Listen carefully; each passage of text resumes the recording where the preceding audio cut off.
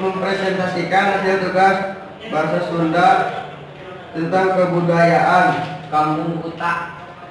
Satu, bahasa Kampung Kuta ngangge bahasa Sunda kanggo sapopoe saeutik oge tercampur sareng bahasa Jawa.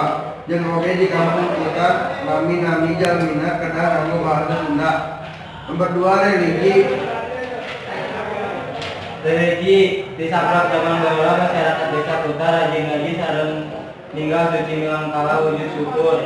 Tradisi sanesna nu katinggal ku masyarakat Kampung Kuta nyaeta tradisi upacara adat sapertos bumi amal tradisi tradisional anu dilaksanakan dina kaping 25 Sapar.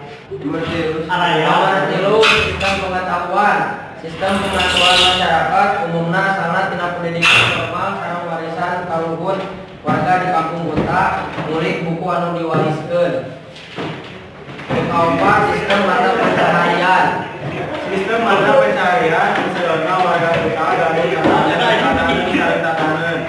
Kalobaan kegiatan warga Kampung Kuta tidak mauna sawah, didamel di kebun, sareng sebagian padanan.